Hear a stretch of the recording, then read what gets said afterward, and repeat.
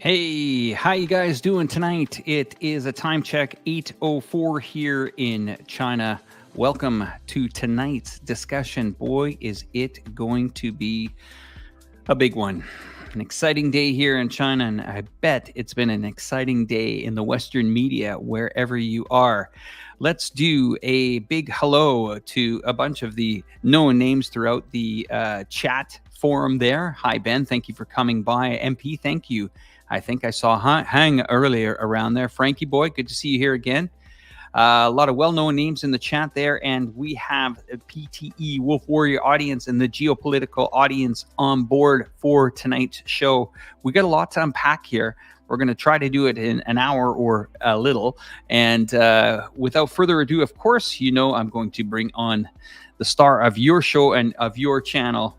It's AJ. AJ, welcome. How are you? How are things going there? Thanks for the great introduction, Alex. As usual, great introduction in terms of the music, the visuals. You never fail to disappoint. And Thank you. yeah, it's a pleasure to be here, and pleasure to see everyone, all the regulars who come into our chat. Really appreciate you guys. Really appreciate all the moderators.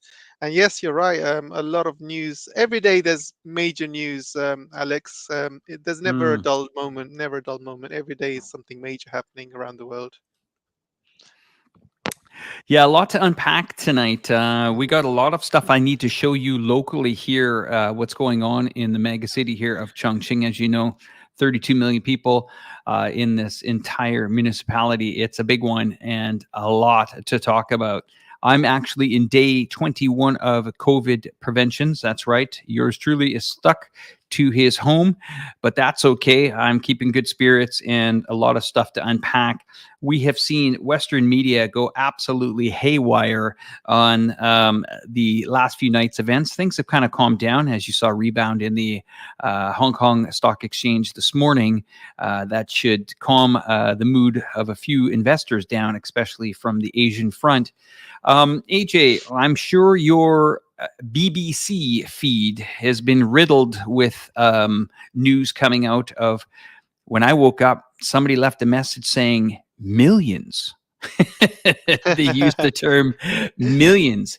Yeah. And we know very well what's going on here. This is a playbook. And actually, I was talking to a couple of people this morning about this, and they were getting into details that some of this outside interference internally from NGO organizations that they pretty much it's a whatever they want to order on the menu for disturbing let's say a peaceful protest. They seek the opportunity to gear it up a notch, and there is financial rewards for that. And of course, some of this is speculation, but it wouldn't surprise me. We've seen uprisings as you watch Brian Berletic's channel in Thailand. It's happened in Myanmar. And this is the tune of non-government organizations. I've even met some of these people personally outside of China. I can tell you that they are not on my invite list for the near future. I mean, do we? This is this is right out of a playbook. I would call it a playbook, and as much as they want China to fail, as much as they want it to fail, even with COVID, can you believe how sick that is to Yep. see these people wanting to see a country of 1.5 billion fail and then have the audacity, like the White House, to issue a formal statement yesterday saying, China, you guys need to really rethink what you're doing. Really, that is rich coming from a country that saw over 1 million deaths Yep. and over 750 million people infected. And of course, we hear some long COVID as well. You and I, AJ, we have a little bit of a difference of opinions on how things should be dealt, and when it comes to COVID preventions and lockdowns and stuff. Let's hear from you. What are you hearing over there in the United Kingdom this morning? We don't have that much of an opinion. No, no. Look, I completely agree with China's COVID policy. Look, they have a huge population, and they don't want to have millions of deaths like they do in the United States. And obviously, saving lives is more important and than the economy, and the Chinese government have decided to do that. But the economy is not suffering that much. I mean, you still got a Hmm. growth of 3 to 4%, which is way higher than all of the Western governments.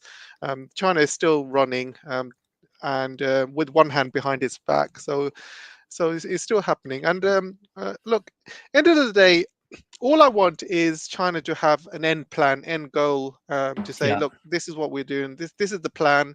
We're going to do lockdowns until this day. We're going to open up this day. So we just want to basically a plan to be made, so everyone can see the light at the end of the tunnel. I think that's all I was asking for. But Yeah, I think that's where we have a difference. Where, and not to confuse the viewers, AJ and I agree on 99.99 infinity on things, but I think where I see your enthusiasm of wanting things to happen faster here, and I yeah, I I want the same too, AJ. I do want the same, but being in here and seeing the way things are operating, they're going to stick with their plan.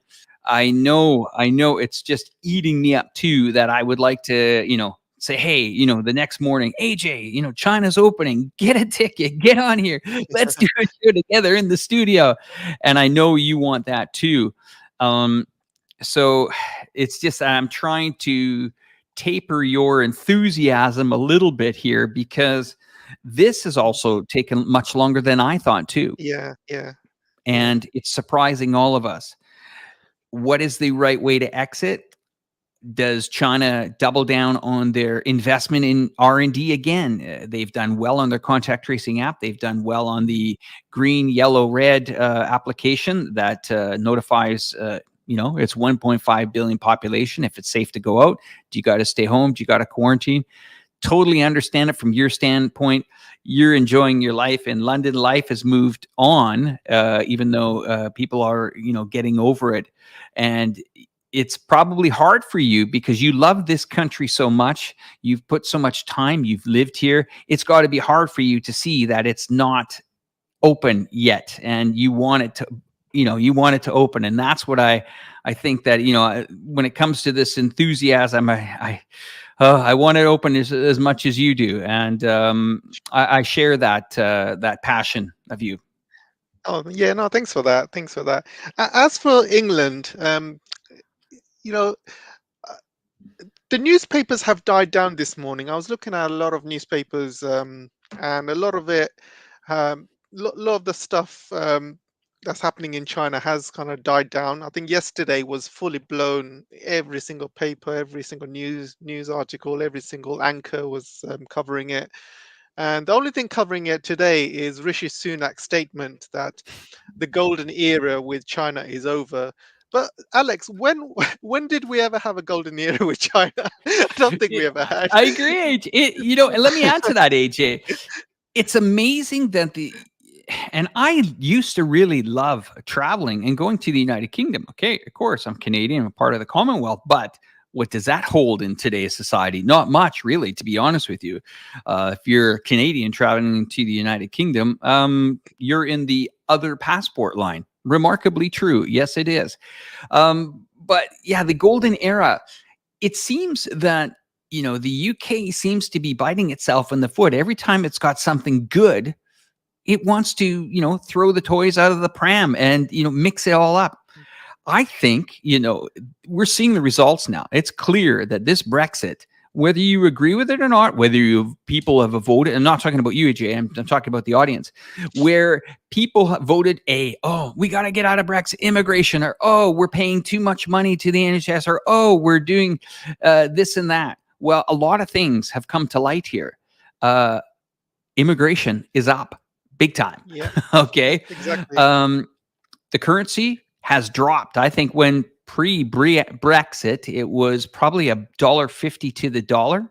Now we're sitting at around 119, 120 handle. It's been bouncing around. You called it, by the way, when it was crashing down, pretty much to the second. So well done on that. And now they have China in their sights. Why on earth would you want to? And this is a remarkable thing. People go, oh, I'm glad if we cut off buying items from China. We shouldn't buy them. It's not China that is wanting those products in the country. What you have to remember, it is the manufacturer. It is the pardon me, the store departments, the people that run businesses there. They're the ones that are demanding the product to sell to you. It's Yeah, not like China's woke up in the morning and said, "Hey, we got to make 100,000 widgets." No, they get orders from their buyers. They are the suppliers. They go on a cargo ship or air freighted over. They get rebranded and sold to you. This is the decision of your country to outsource the manufacturing of the product. This isn't China's problem. And you know what? You should be enjoying this. You should be embracing getting great prices. And I know most of the goods shipping costs have now dropped considerably, but most of the goods have been relatively stable in the electronics and the most important things that people need. Where it's skyrocketed is pretty much stuff to keep you alive, like food, and that's, you can't blame that on China. But why on earth would your prime minister of the United Kingdom want to go out into the world stage and make a statement like that? That's just absolutely ludicrous. yeah, exactly, Alex. And you go to bars, right? And I go to Yeah, of bars as course. well. And sometimes, when you're young and single, you see this beautiful woman across the bar, and you try and talk to her. She ignores you. You try and dance with her. She ignores you. And every single guy in the club wants her, and you're like really desperate for her. And you keep trying to chat to her, and she like ignores you. And at the end of the night, you're so pissed off. You're like, oh, I didn't want her anyway. And you tell everyone, oh, she's ugly. Don't worry, I don't want her anyway. And this is exactly how like Rishi Sunak's acting. Like, he wants to have a relationship with China, and because she has basically jilted him and ignored him, and now he's like, oh, we don't need China anyway. I think that's the attitude that Rishi Sunak's doing. Yeah, I was watching it. I was seeing him talk, and he seemed very sheepish, in his response and the way he was saying it. He felt actually nervous, Yeah. even talking about it. It's what a strange guy to be running a country. What is he doing it for? Yeah, well, we all know he's not really running the country. The Hmm. same people who are running Boris, running Liz Truss, are now running him as well. He's doing Mm, exactly the same policies as Boris was doing, exactly the same policies that Liz Truss was doing, and now he's the ultimate puppet. And yeah, it's a shame for him to act like that, because I had a little bit of respect when he was. When he was chancellor, he avoided talking bad about hmm. China, avoided talking bad about Russia. And I thought maybe, when he becomes prime minister, he might do the same thing, try and build relationships with China and Russia. But no, it didn't happen. Still the same old puppet. And Mm. unfortunately, that's the state of the British government we have today. And it's a real shame, Alex, absolute shame. And yeah, Britain is not going to improve. I mean, ever since they voted for Brexit, it was on its way down. They stopped literally all their trade with Europe, with all the red tape and expenses. Most of the companies just stopped trading, or they've moved into Europe. All the financial sectors are moving into Frankfurt, Paris, Hmm. or Amsterdam. And slowly, this is chipping away in the British industry. Sure. BMW has moved to China. Many other companies are Amazing. moving out of England, and people are moving their money out of London now. I mean, there was a time when London was called Londongrad, and the reason it was called Londongrad because you had a lot of Russian oligarchs coming into London, and Sure. buying properties and putting their money into it. But now all that is gone. All the Russian oligarchs are moving their money away from London because they've all been sanctioned, most of it. And then people around the world can see what London has done to the Russians, and now they're scared, thinking, "Oh, we might be next." So everyone's moving their money out of London. Slowly, the sector is being chipped away. And don't you think at that moment you need to start building relationships with the second largest economy in the world, soon to be the largest? I mean, it's inevitable that China will become the largest economy. And what's Britain Sure. going to do then? Is next prime minister going to be like, oh, please, can you trade with us? Can you give us a free trade deal? I mean, is it? it's just going to happen sooner or later. China is going to be the number one economy within the next 10 years. And Britain is just shooting itself in its foot by Yeah, ruining all. we've seen this, and it's not just the UK. I mean, if you're experiencing high energy bills this winter, you know that this has all got a lot to do with the big collective West rallying behind the Ukraine and Zelensky writing unlimited checks. I mean, we are talking staggering amounts of money that is going there. That is a country that has been, well, I mean, it's been we don't want to get into heavy politics on the Ukraine tonight, but I mean, that is a money pit if there isn't one, and it's going to continue to take away the money from the European Union, the United States, Canada, Australia. And what is amazing is all that money that continues to get poured down that drain, that country, they're using artillery for both sides. But I mean, if you're from the collective West financing the Ukraine, you got to remember that these artillery bombs are falling on that nation. It's not that they're paying Ukraine money to fight another country around the world. No, it's actually they're blowing up their own infrastructure. And I've talked to Patrick Lancaster, and for you guys that aren't aware of this, Patrick Lancaster is a freelance journalist, crowdfunded journalist, is a good friend of mine. He tells me that the staggering amount of equipment that's come in, the bombs and the bombardment, he just says the country is actually blowing itself up with the help of NATO-backed countries, spending millions and billions of dollars every time they put a missile in the air, whether it's aimed at Russia or where it's aimed at whoever. It is blowing up parts of the infrastructure, blowing up apartments, blowing up roadworks, blowing up you name it, and it's never ending. And this is crazy because this continues to go on. There's no diplomatic channels open, which is strange, very strange for the European Union that talks about peace and trying to get everybody on board. And this is going to continue. So what happens is we continue to see economies get dragged down. These Western economies are in deep trouble. Inflation is rampant. It's not going to calm down anytime soon. I think 10% or 9%, whatever the last reported number of the US is, that is being generous. I think it's a lot higher than that. If you just go over an average grocery bill or look at a lot of the monthly payments for electricity, that's not happening in Russia. The food is not skyrocketing in Russia. Who's going to call who's bluff here? My feeling to end this, and I think that the West has a very good idea that this Ukraine thing is not working out. They're going to try to deviate. They're going to deviate to China. And that's why it doesn't surprise me to see the Prime Minister of England come out over the airwaves and say, well, the golden era is over.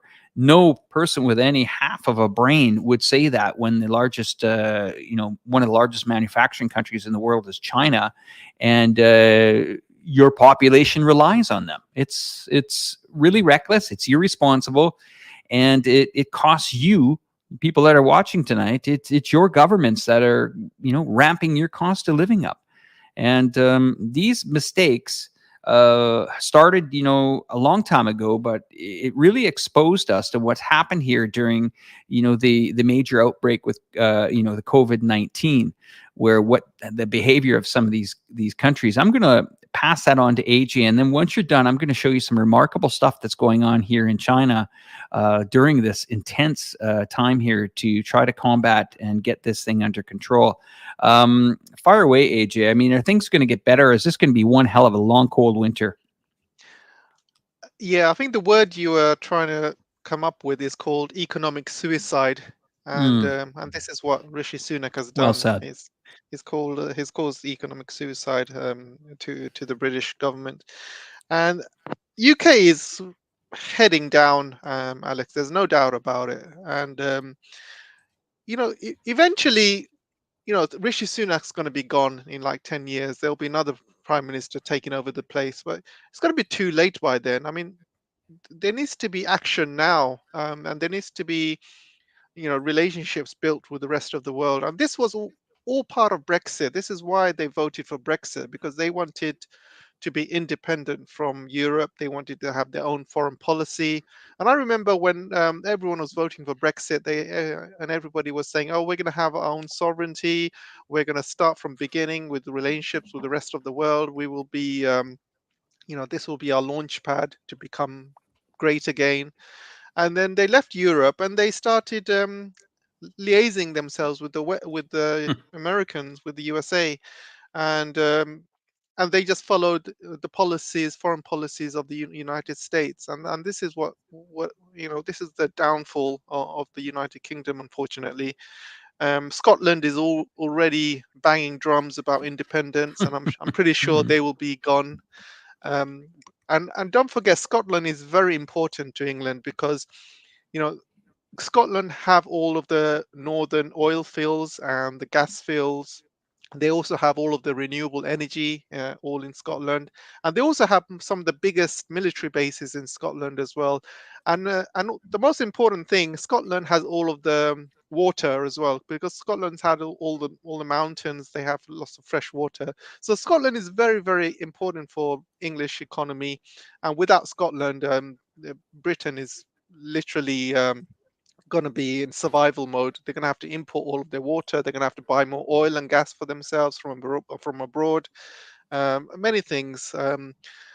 So these short-sighted, government officials, prime ministers, who have no clue about how the world works. He's more interested in having a beer with Justin Trudeau and making a fool out of himself and wearing matching shirts with Justin, rather than running his own country. And yeah, as a Briton, it's very embarrassing to see the Prime Minister acting this way and destroying the British economy. And Yeah, it's yeah, it's well, my just heart goes out to all those people in the UK this summer or this winter that are hoping the summer is going to come quickly. Let's sidestep over to something I wanted to bring up here. I mean, sure. here's a big myth that was just blown out of the water here, as I call it. The myth that Chinese can't have an opinion and Chinese can't actually have a peaceful demonstration or a protest. Right then and there, that has hit every major newspaper around the world. Yeah, the Chinese, if they get upset, they'll say something about it. Yeah, maybe they'll go to the street and say something about it. But where are the people that were saying, "Wow, they're not allowed to. They can't protest. They can't have a disagreement. They can't." It's right there, guys. There's that myth blowing out of the water, and allegedly, there was millions. Apparently, one thing I did though, I did get a really rather anonymous email in my inbox today. And I'm going to bring that up later this week on a weekend live stream on my channel. It was pretty interesting going into details where some people feel that there are some NGOs working in this country. And if that comes to be any truth to that, boy, oh boy, I wouldn't want to be working in some of these NGO, non-government organizations here, especially in Southeast Asia. None of them have pretty much, there are some good ones out there. Don't get me wrong.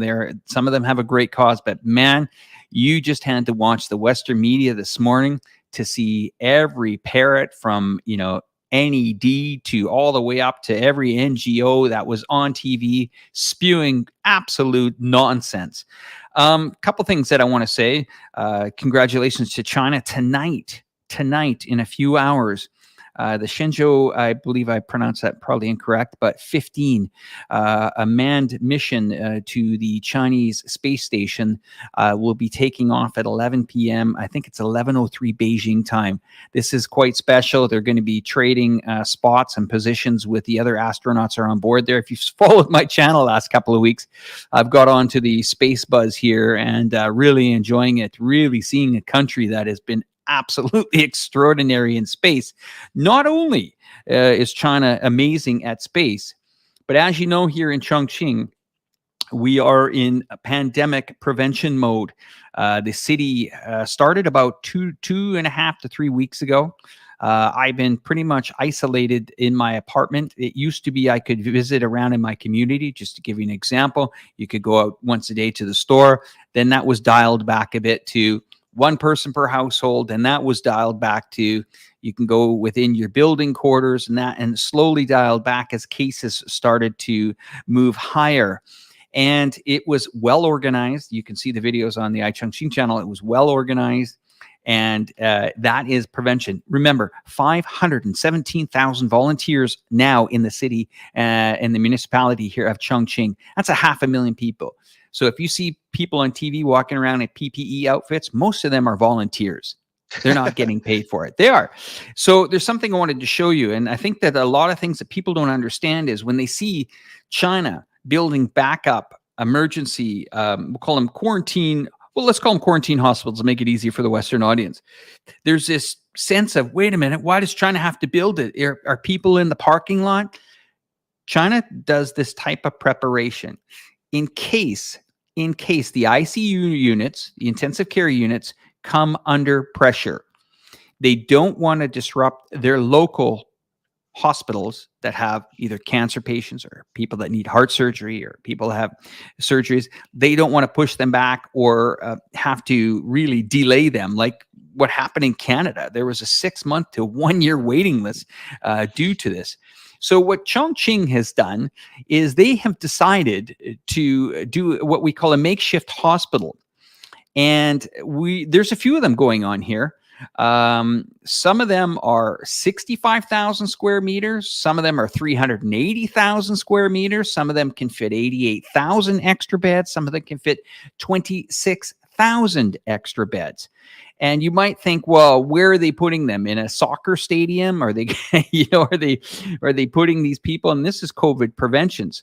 Let's play this for you guys so you guys can have a look here at what a city of 32 million is doing. And here you see here is what the facilities and workers came out to put this project together. They built this very makeshift hospital in 108 hours. And you guys can just have a look at this. This is pretty amazing of what we're seeing here.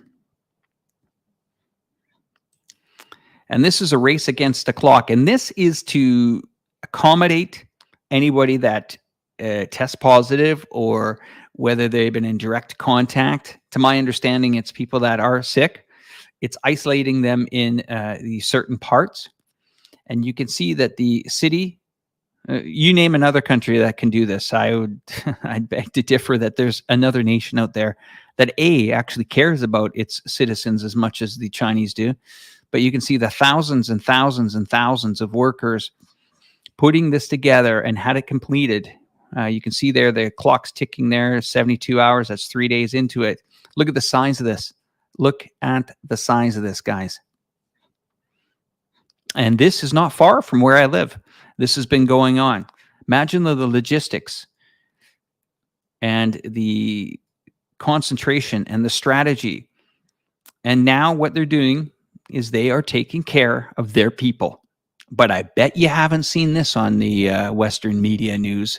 And there it is there, guys. So, amazing. Absolutely amazing. And that's how it's done here. That's true. There's no fake photography there, but that is one big wow. I agree with you, Charles. Wow is right. AJ, I don't know if you see that on your TVs in the United Kingdom, but what's your thoughts on that?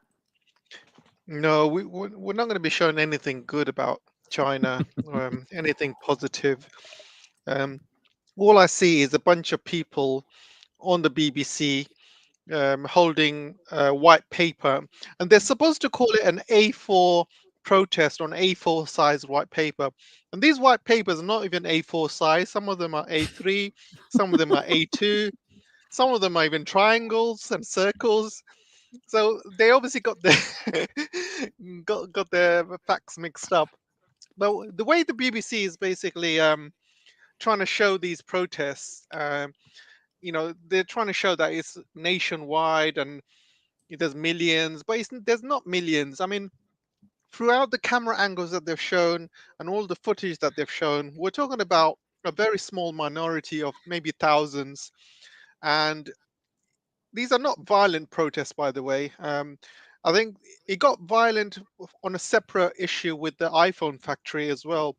I think Hmm. that was a separate issue. That was based on work condition. It was nothing to do with the COVID. I think that was them.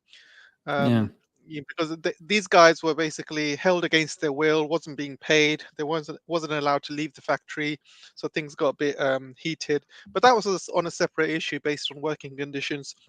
But the actual A4 white paper protests, uh, you know, we're talking about a few thousand here and there, and compared to a country of 1.4 billion, that's less than 0.000000001%. I mean, Britain has not really seen protests since the days of the Iraq War. And I was in London in the protests in the Iraq War, and there was about 2 million people in the streets.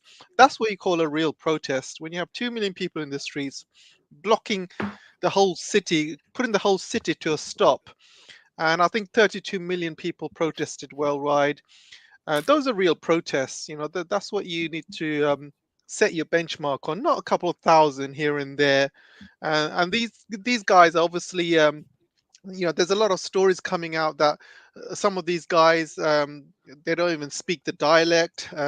They were calling Yeah, in we saw that in Beijing. Chengdu. We saw that in Yeah, Chengdu, that's where right. people were basically telling them, first of all, you're speaking Mandarin when they're using the Chengdu dialect there, and completely, some people were just calling BS. Like, what are you guys talking about? Now, Exactly. it's not to, we're not trying to say that some people aren't displaced. You got to remember, some companies aren't doing very well, and some of them are we'll call them the mom and pop shops. The local little seller that's got a restaurant, the street vendor. These are the people that really need help. And I think it's the municipality is trying, people are trying. There's lots of charities that are trying to help these people. If you do know people that do need help, especially in Chongqing, write us. We will do what we can at iChongqing to try to either get the right people out there to help them, or if there's anything that we can do. If you're knowing somebody that's either displaced or needs someone to talk to, there are definitely help there for them in the city here. I can say that from the group here at iChongqing. We deeply are concerned about anybody that is going through a difficult time right now. It's tough, it's difficult, but we also understand that we need to, be responsible here and, take care of one another. I'm going to move on to another topic here where I think it's important that we try to look past this here and try to understand that these measures that are in place have worked to date. I think after the big press conference this afternoon here in Beijing, the authorities did speak about, some once again reiterating the 20 steps to what they feel is the next approach to slowly open the country. We have moved down from 21 days quarantine to enter this country to 14 days, then to 10, and now it's a 5 and 3 package. I see that probably in the next few months maybe being dialed back once we get through this wave here. What has happened and what continues to happen is, I think there's an immense amount of research going into how do you soft land an opening. No one's expecting the country to just throw its doors wide open, all that hard work in 3 years to be thrown away. Yes, some people are going to not agree with that policy, and they're going to say, hey, China, just open up your doors, let it rip. That's not going to happen. I think also the Chinese are going to be very slow at actually leaving their country to travel around the world, because they know it's waiting for them in other nations. And it may not be the same measures that are taken in China here. So they might feel a little bit displaced getting on an airplane, maybe seeing people without masks and stuff like that. You got to understand that this is a country that has taken responsibility for its people. The numbers speak for itself. It's very clear there. It's very clear. Undisputable. Some people would say, well, it's fake, or they could be giving false numbers. I can tell you, being here well over a year in a city like Chongqing, if things are going to show up and we're going to see what we saw in New York City. Oh my, oh my!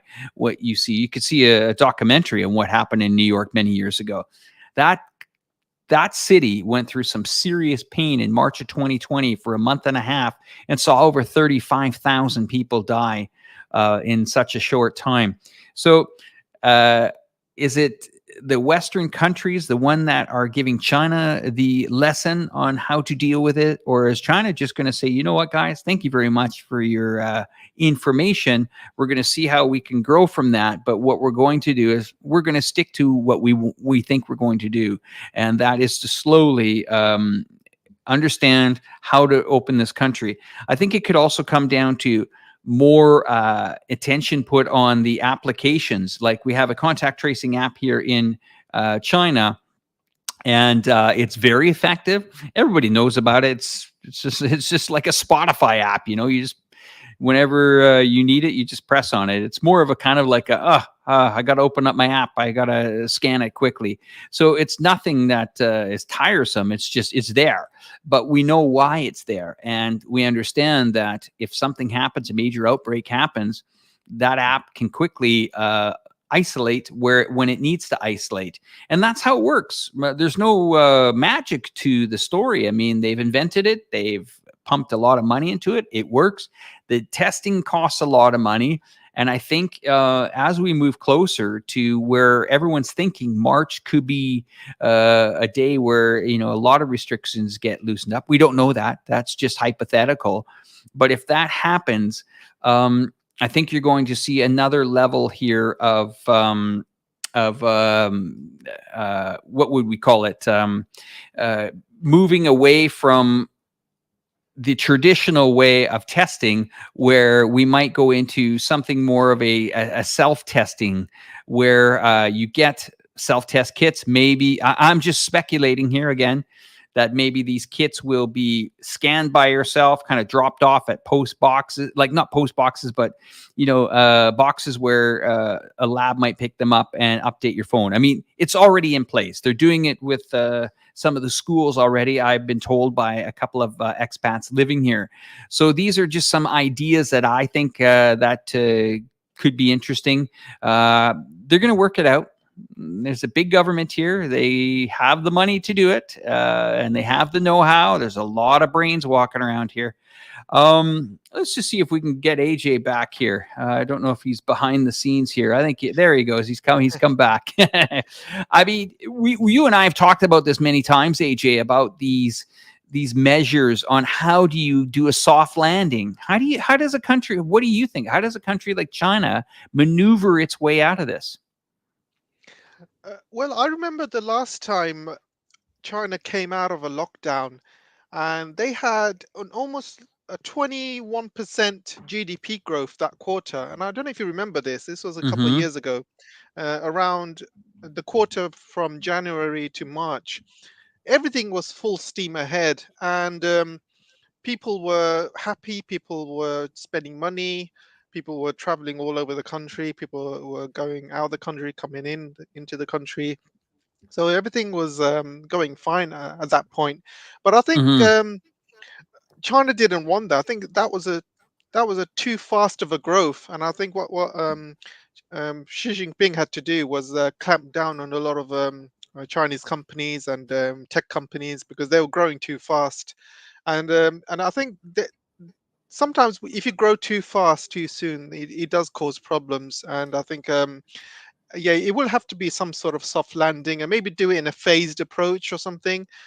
Say like 1 week you do this, next week we do this, next week we open up this, next week we open up that. So I think it's going to be some sort of phased approach where they will open up each sector very, very slowly. Could be even a few days at a time. I think that's the only way they can do it.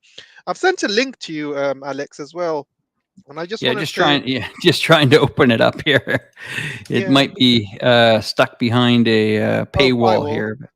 Oh, I Yeah. see. Let's have a look here. Let me see if I can.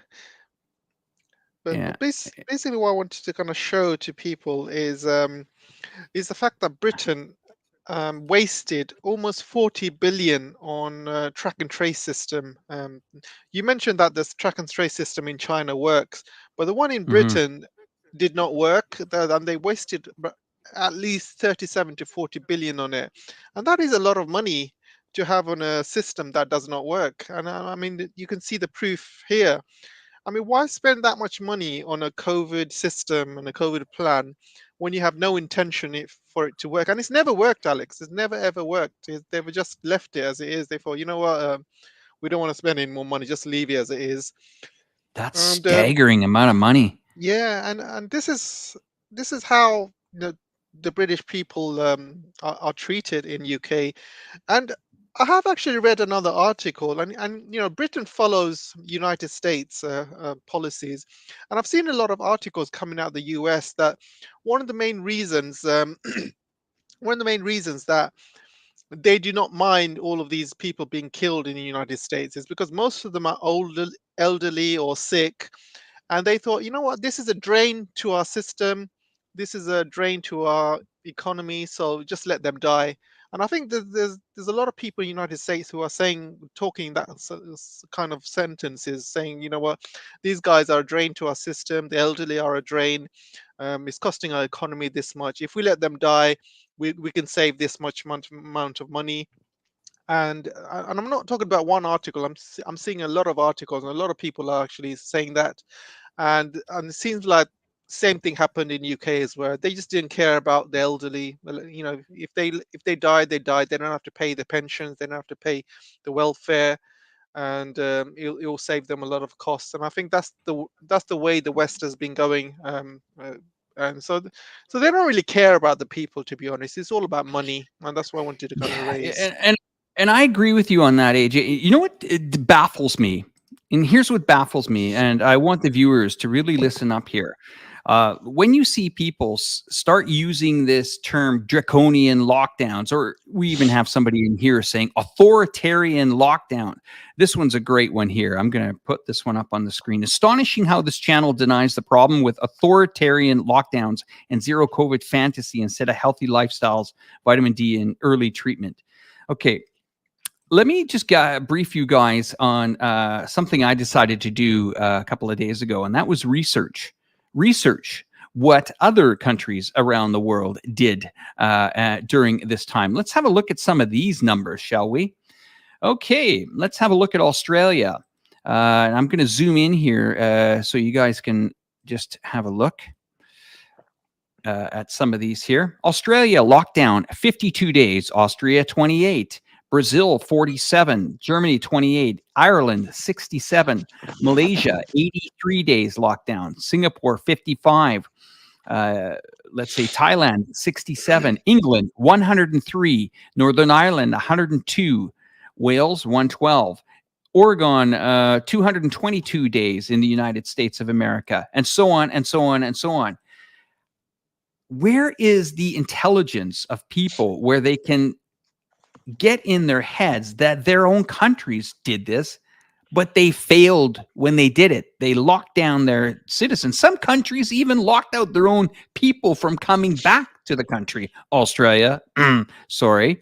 And yeah, I mean, where are these people where they're coming down so hard on China? And I'm going to tell you, this term lockdown is very deceptive here, okay?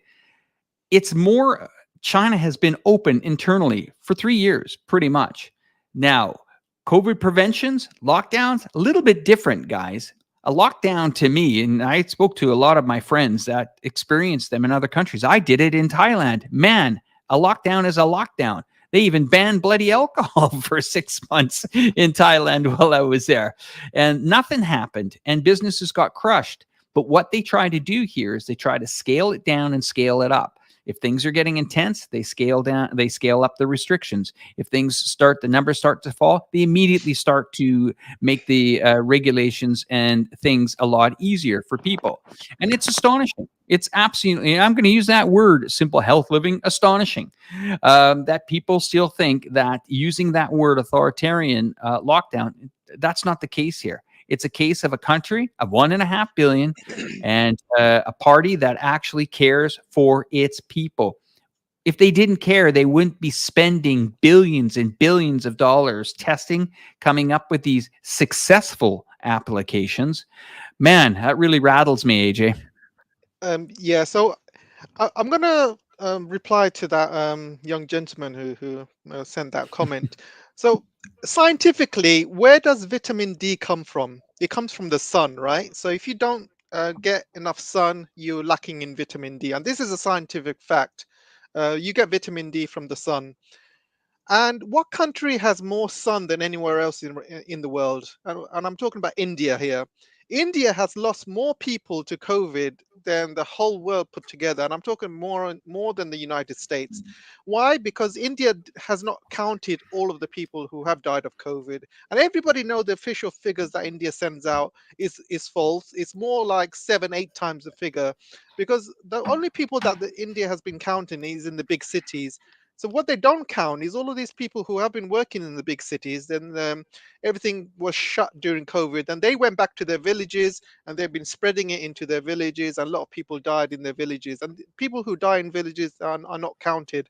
So the true figure is 6 to 7 times the amount of people who have died in India. And India, I think we might have lost AJ there.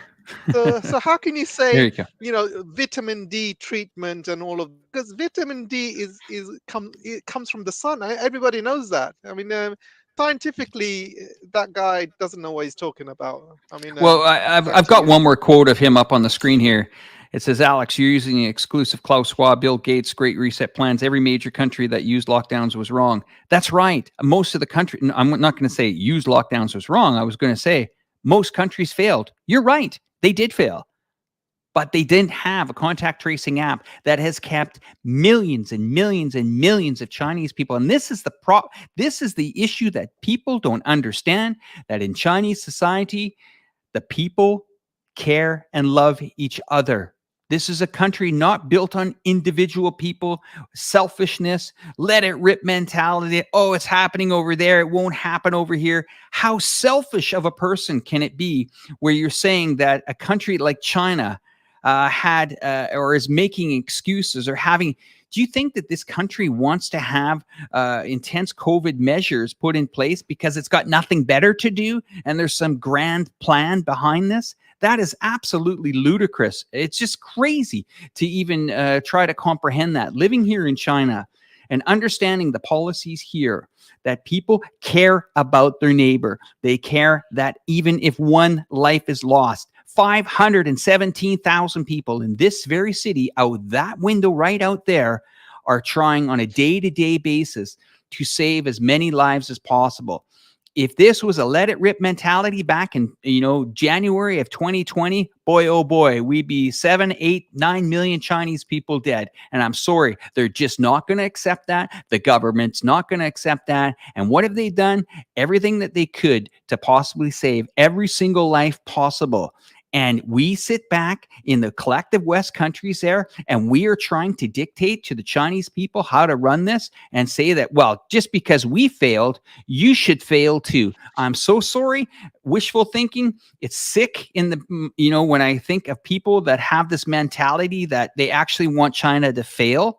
Really take a good look in the mirror tonight when you go to bed and ask yourself if you can seriously lose that loved one, that wife, that husband, that brother, that sister, that cousin, that grandma or grandpa, if you can accept losing someone when the government or the people that are working hard could save them.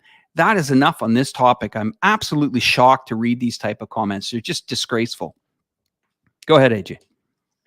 No, I just wanted to completely agree with you. I'm also reading some of the comments, and Quantum has also said not only do you need the sun, but you also need magnesium and other vitamins for you to metabolize the vitamin C, which is correct. Which is correct. I mean, who goes to a hospital and say, "Oh, I've got COVID. Can you give me some vitamin D tablets?" And there is no scientific proof that vitamin D fixes COVID or anything like that. For him to come up and say something like that is almost ludicrous. So yeah, I mean, I just think, where do some of these people get the information from, Alex? And anyway, let's move on. Yeah, moving on. There is quite a mission going on here tonight. I just wanted to once again bring up about the space station here. I'm not sure if you guys are aware of this, but the International Space Station is not really an international space station. They have actually banned the Chinese from actually taking part in that. So, well, what did China do? Voila, they built their own. And today we're seeing quite an important launch here at 11 o'clock. God be with them and be safe on that journey. China is really taking some serious steps forward. I think that is something, if you can earmark it, that's a couple hours from now, maybe 2 hours and 10 minutes from now. Yeah, we see some comments that the Russians are leaving from that as well. Of course, I don't think they feel very invited up there, but they are doing some collaborations with the Chinese. I mean, AJ, you're a guy that's really up on this, building and construction and infrastructure and electronics and stuff. I mean, Yeah. what's your thoughts on China's ambitions here in space? I'm also a big enthusiast of space. Thanks for bringing it up, Alex.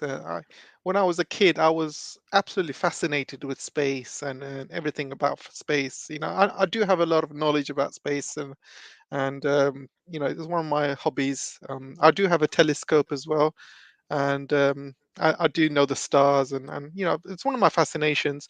And to see China, develop their space station, it's almost it's great to see. And I remember the days when when America basically said, oh, this is an international space station, but it's not really international, because they said, oh, except the Chinese, except this country, except that country. It's not an international space station. It's basically, if you follow the rules based order, and you are basically follow the American rules or United States rules, then you are allowed to participate in the International Space Station. If you are a puppet, basically. And the countries which do not follow the rules based order, they follow the international based order, they're the ones that usually get rejected. And I find it really rich that the all of these space enthusiasts coming from the United States, and I'm talking about past astronauts and people who work in NASA. They're saying, "Oh, China is not letting us go into the International Space Station. I believe they have alternative motives and stuff like that." And then they said, "Oh, they are not like us. When we had the International Space Station, we let everybody in, but China's not letting everybody in." I mean, that's BS. You can see in NASA's papers. This is open information.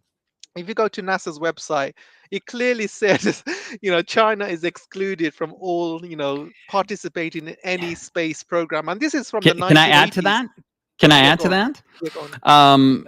There is something called the Wolf Amendment here, and you're right to bring that up. This was a law in 2013. Officials at NASA prohibited Chinese nationals from attending the Kepler Science Conference.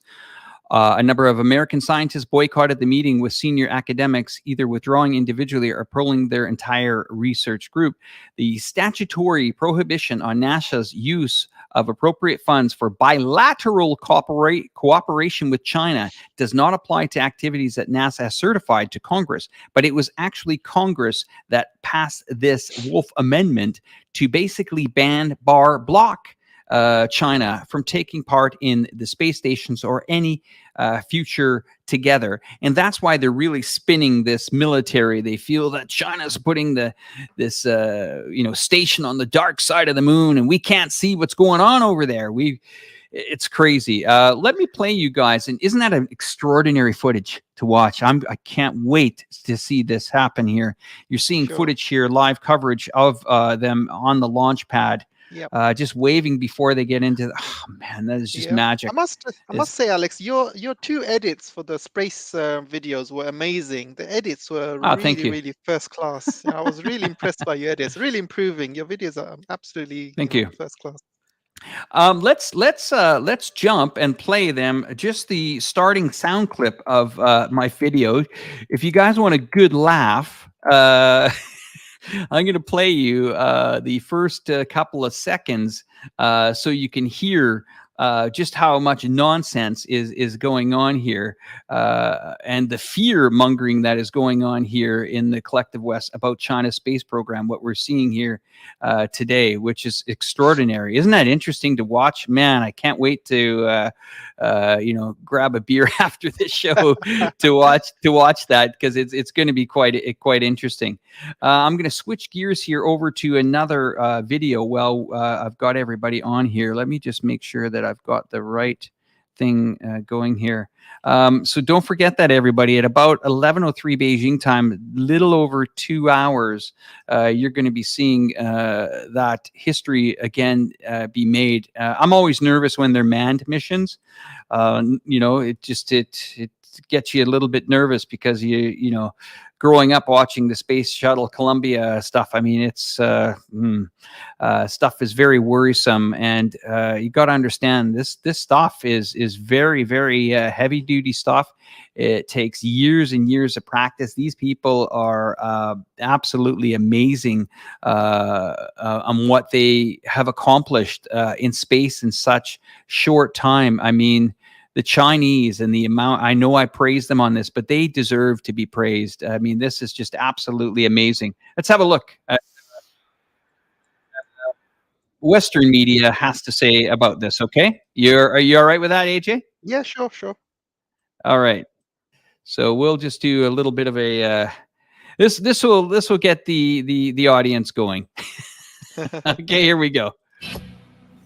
The race to the moon just got a little more intense.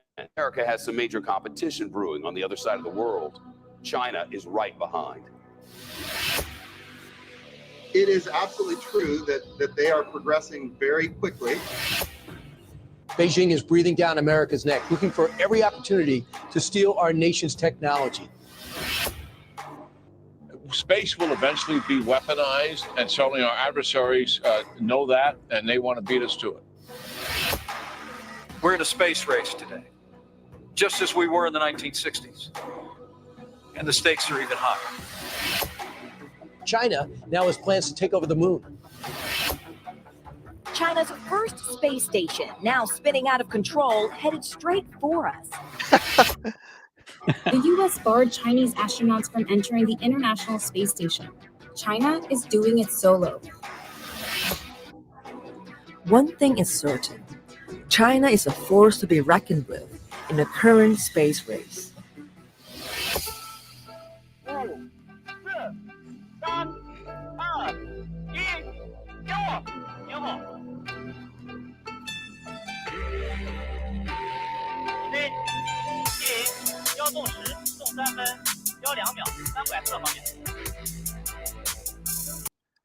All right, guys. Well, thank you, AJ, for letting me play that clip from my recent video.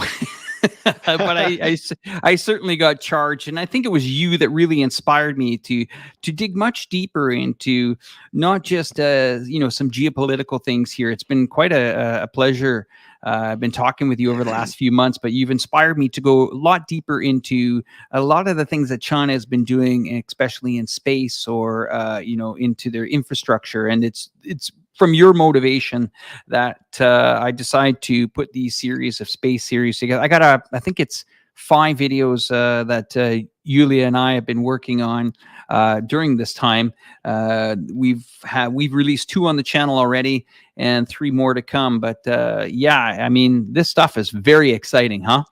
Yeah, exactly. And I think the main thing is the future of what they're doing next, because this is just a launch pad of what's coming.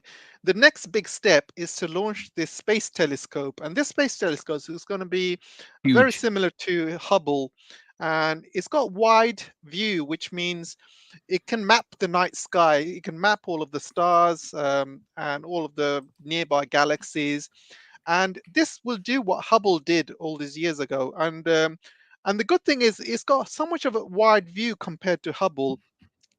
It can map the stars in 3 years what Hubble could do in 3,000 years. And that's how much more powerful that this telescope's going to be.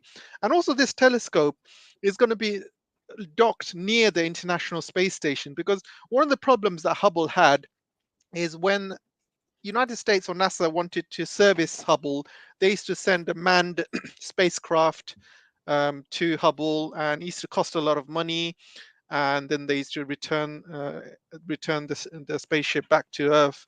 But this telescope is going to be docked to the International Space Station, the Chinese one, and they're going to service it there, and they're going to upgrade all of the mirrors, and they're going to prolong its life, and it's going to be easily maintained, easily serviced. Do we And have the name of it? Do you remember the name?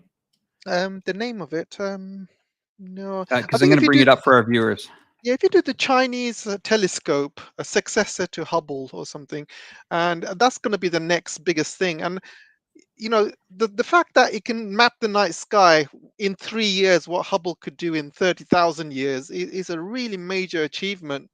And China is next also planning to build a telescope on the moon as well.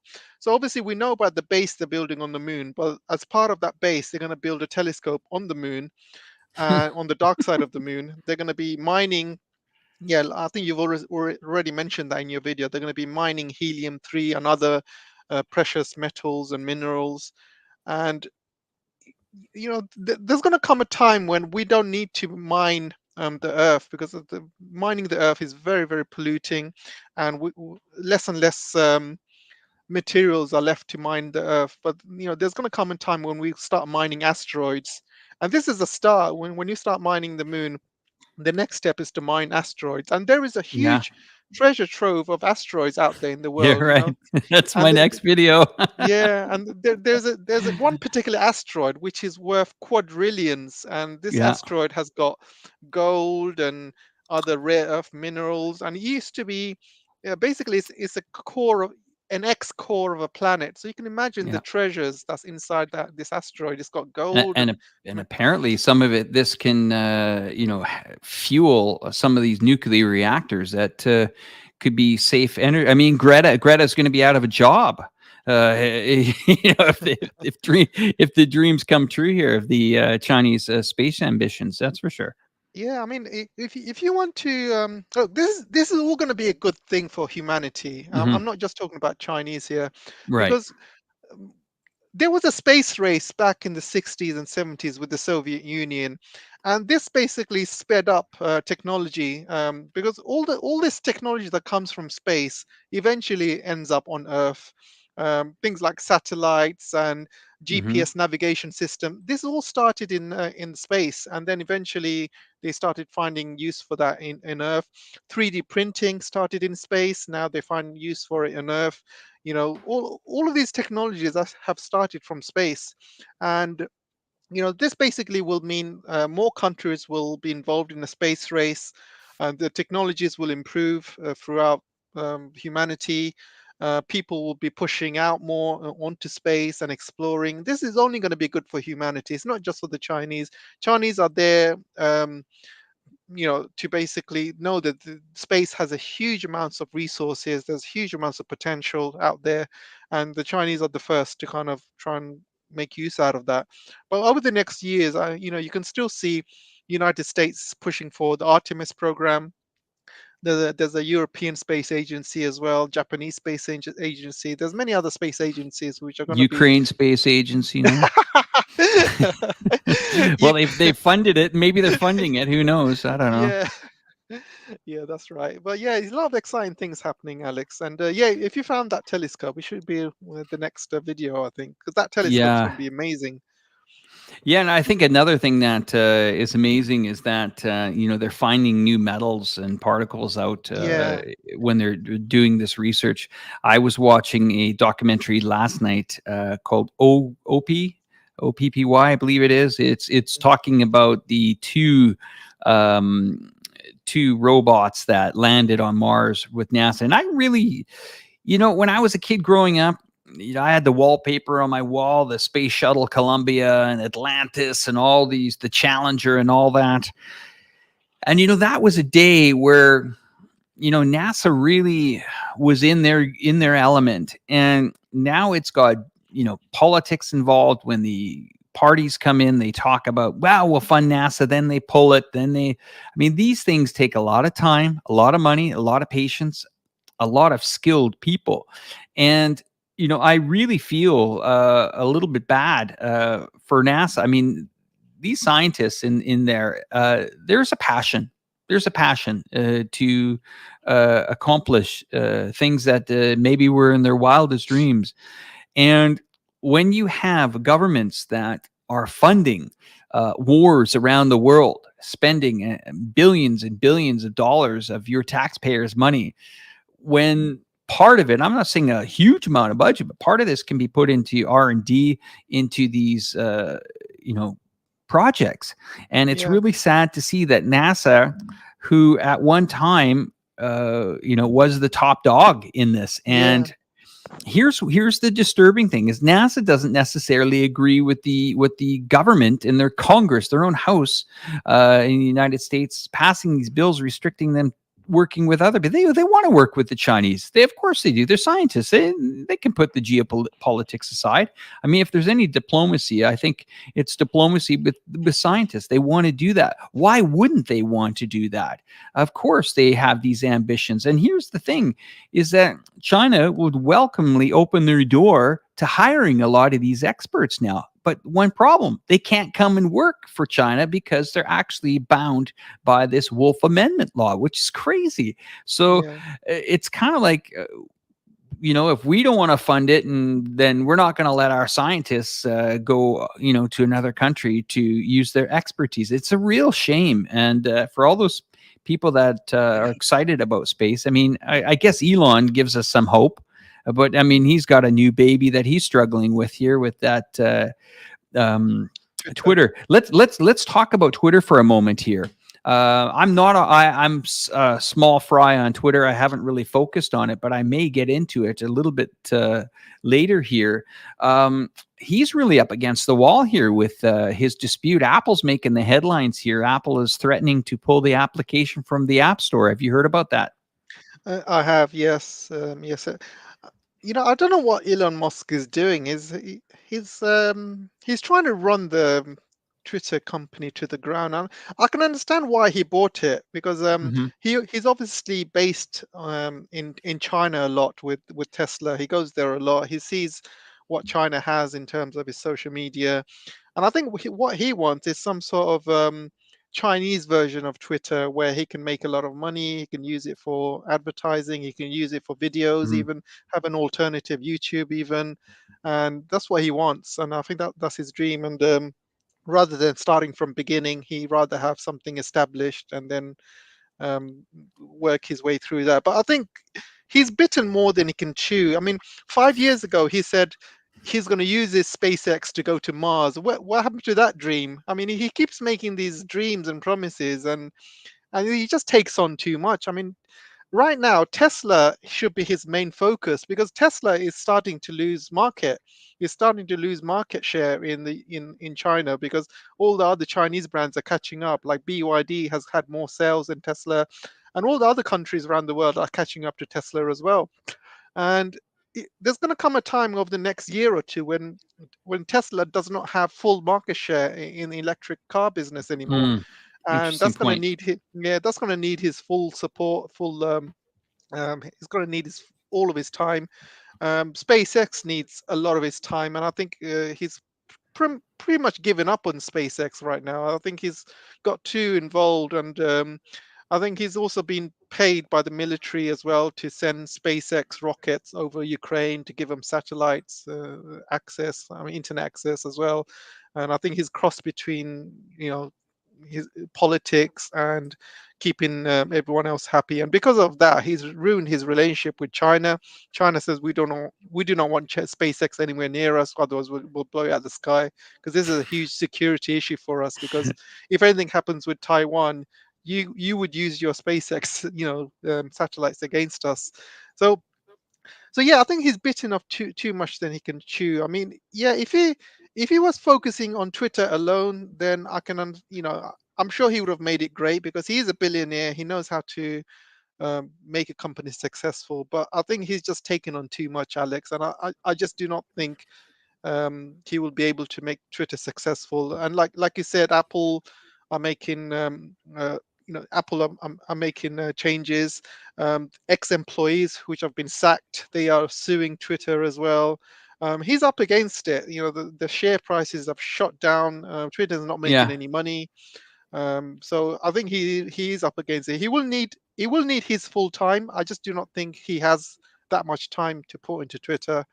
But Mhm. also going back to the space things, I also wanted to mention a few things before before I forget. But also, there's a few things that China is also doing, like they're building a solar panel, which is going to be Mhm. beaming solar energy into Earth as well. So this is going to be a space-based solar power plant. And Hmm. also, that's something that's coming in by 2030. China's also building a space elevator as well. So Okay, didn't know about that. rather than sending rockets to space, they're going to be sending it via an elevator, and it's going to save a Wow. lot of cost. The whole point of doing it is saving costs, and they don't have to spend a lot of money on rockets. They will send it via elevator. Because do you know why? Because China, a lot of people don't know that China is the roof of the world, and you have Hmm. some massive mountains ranges in Tibet. And if you go from the top of these mountain ranges and you set up an elevator into space, it's not that difficult. And the only problem they have is the kind of material they want to use. But they're looking at using graphene and also other composite graphite materials, which are very strong. And I think that's going to be happening very soon as well.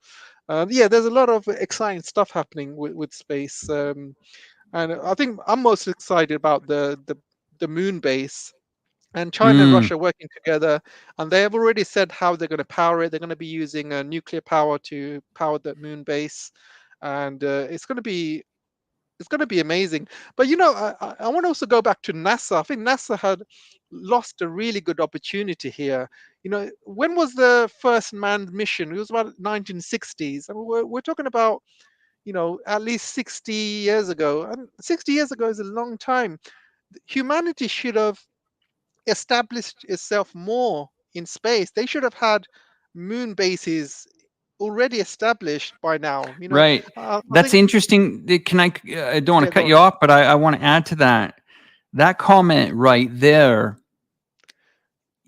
asking, and you make a very good point there, AJ, that should have been the springboard to development and to continue forward. But that might open up a really interesting conversation if you're sitting around a table, people that there are still quite a few people that actually believe certain things didn't happen. And I'm sure the comment sidebar box is going to go wild on that. But there is a lot of people. I put a poll up on one of my videos asking, do you think some of this stuff didn't or did happen? And it's interesting. You're going to get some people that say, well, if that technology was only 1/100th of a mobile phone and it managed to get us there, this is one technology that usually most technologies innovate themselves or develop even forward. What happened? Why did we stop at that? And and it's interesting.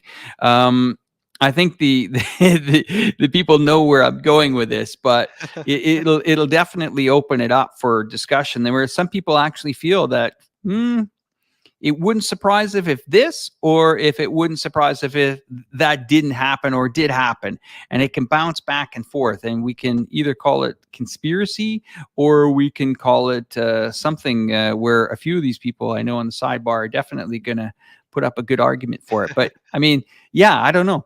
What do you think? Um, I think I'm in both. I'm in both sides really. I think back then in the 60s, they probably did have the technology to go to the moon.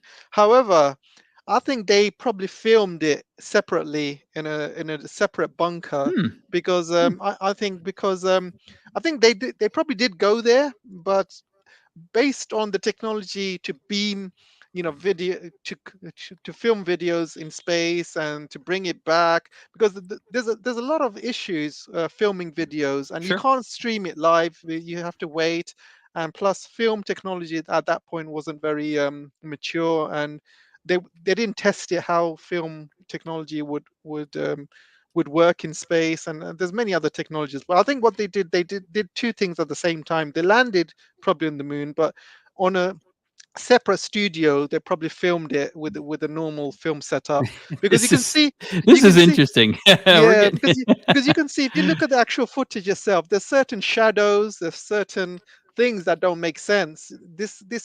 These stuff would not happen in space. This seems like much more of a studio setup with the way they've kind of put the lights and everything on, and Mm. I think they did it separately. But they probably did land, but they didn't have the first. They probably didn't film it in space. I think they filmed it in basically. And at the end of the day, people back then, you can easily fool people in the 1960s. You can say, yeah, we've landed. I mean, obviously people have seen the rocket fly from Cape Canaveral. Mhm. People know there's people in those rockets. People know that they went to the moon. So at the time, people didn't want to deny it, because they thought, yeah, it actually is happening.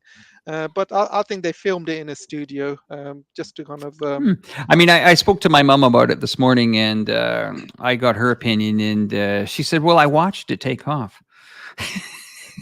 My mom's cute. I mean, my mom's cute. I mean, I want to actually really put together a video and do some deep diving into this, just to either come up with my own conclusion, because I don't think that I'm smart enough on this topic yet to come up with my conclusion yet, but I want to convince myself either way here on what did happen. And that's going to take, probably a few months of much research as I can. Of course, watching a lot of documentaries on this is not going to help either, but it's definitely, interesting. I think a lot of it, depending also on the generations, and maybe the younger generation might all believe it, and maybe some of the older generation might all believe it, and then the in-betweeners might say, wait a minute, I saw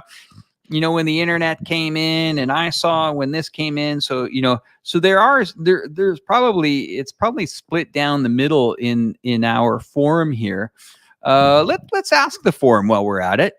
Let's pose a question to the forum, AJ.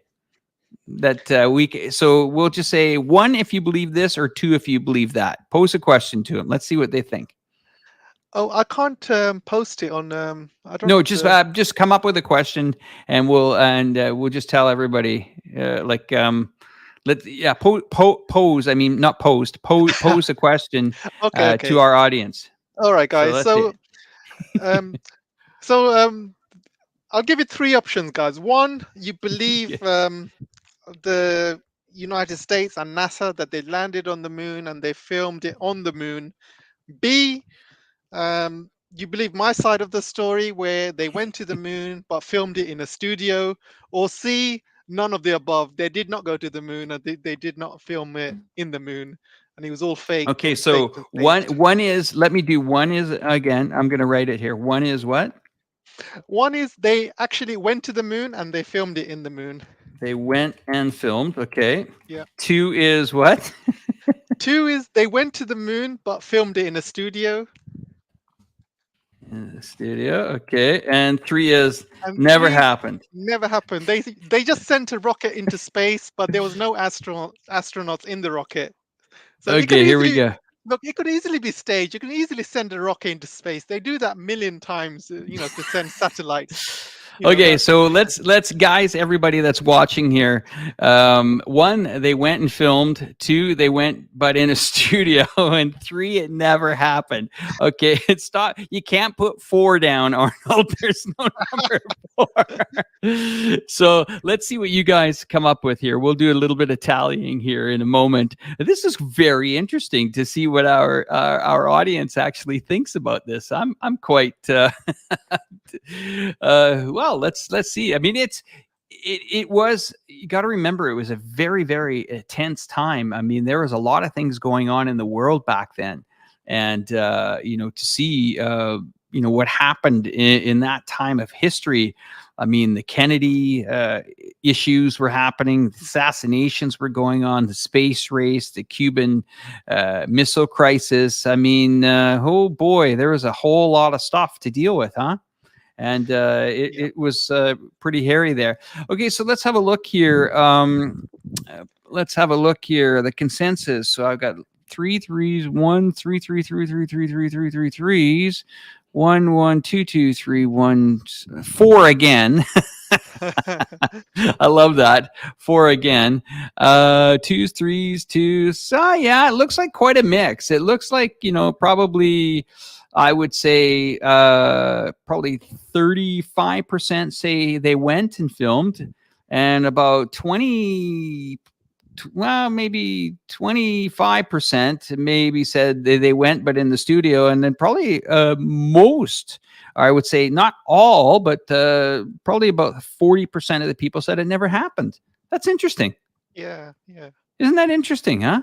Yeah, That is very interesting. I mean, you have to understand the time they did it, because United States at the time needed a big win, because like you said, there was a lot going on, and there was a lot of people in despair. So they needed a big win, and this was a big win for them, whether it was staged or whether it wasn't. This actually really did. It was a cause for celebration. There was media sensation everywhere, and look, anyone can send a rocket into space. Iran sends a rocket into space, but yeah, you could easily stage it. It's not that difficult to do. Well, what I'm going to do is I'm going to wrap this up. I'm going to let AJ have the last word. I always give you the last word, AJ. I always do.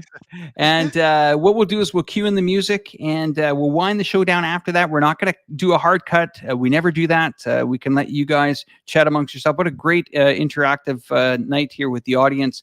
I'm going to pass it over to you, AJ. And thanks, everybody. My name is Alex. I'm with iChongqing, and as well as Reportify Media. And if you're in from my audience, don't forget to subscribe to AJ's channels. All of that stuff is below there in the description box there. Once again, I want to thank you guys once again for allowing me to babble away. And what a pleasure it is to spend time here sharing the screen with AJ. Once again, here you go, AJ. This is your audience to shut it down. And when you hear the music cue in, don't let that distract you. Just let you know that I'm getting ready to let the audience ease out. Okay, thanks, AJ. Thanks, Alex. And thanks for everyone for listening, coming to join our show. Thank you for all the moderators. Thanks a lot coming in, Frank. Thanks, Zugay. Who else have we got here? Let me see. Quantum, thanks for joining us, mate. And David, and anyone else? No, I think I've got all of them. But yeah, thank you for everyone else who have joined, and Penguin as well. Thanks for joining us, listening to us chatter away. Really appreciate you guys, the support you guys have been giving us. Really appreciate everything. Keep it going, guys. Don't forget to like, share, subscribe, and see you in the next one. Thanks, guys.